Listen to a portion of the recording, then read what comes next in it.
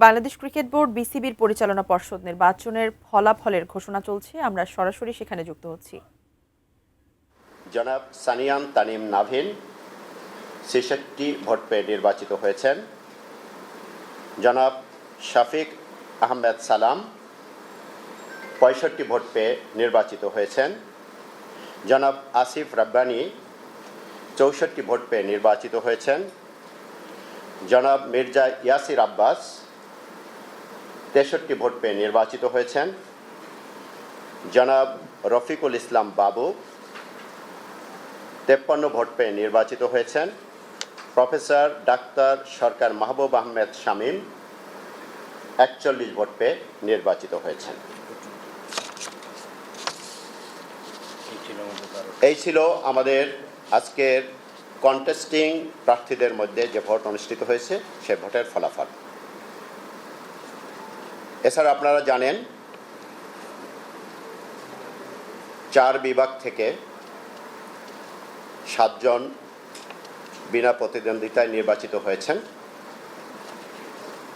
Category 3-তে জনাব সিরাজউদ্দিন মোহাম্মদ আলমগীর উনি পরিচালক নির্বাচিত হয়েছেন বিনা প্রতিদ্বন্দ্বিতায়। জাতীয় ক্রীড়া পরিষদ মনোনীত জনাব শেখ মোহাম্মদ রুহুল আমিন, জনাব মোহাম্মদ সরফরাজ আহমেদ এই 2 জন পরিচালক নির্বাচিত হয়েছেন। জনাব শেখ মোহাম্মদ রুহুল আমিন, জনাব মোহাম্মদ সরফরাজ আহমেদ। জাতীয় ক্রীড়া পরিষদ থেকে সর্বশেষ 2 জন মনোনীত হয়ে পরিচালক নির্বাচিত হয়েছে।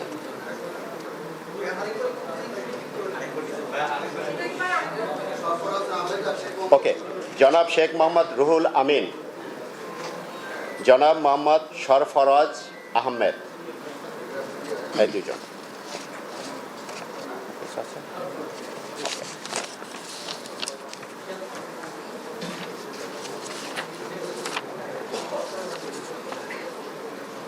এছাড়া পরিচালক নির্বাচিত হওয়ার পরে গেজেট নোটিফিকেশনের পরে বোর্ড সভায় ক্রমেই সভাপতি পদে নির্বাচন অনুষ্ঠিত হয়েছে।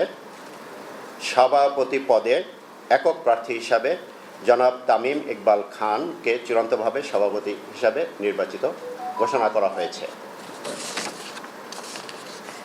সহ সভাপতি পদে জনাব ফাহিম সিনহাকে সহ সভাপতি হিসাবে নির্বাচিত ঘোষণা করা হয়েছে। Thank you. আমাদের পক্ষ থেকে এতটুকুই।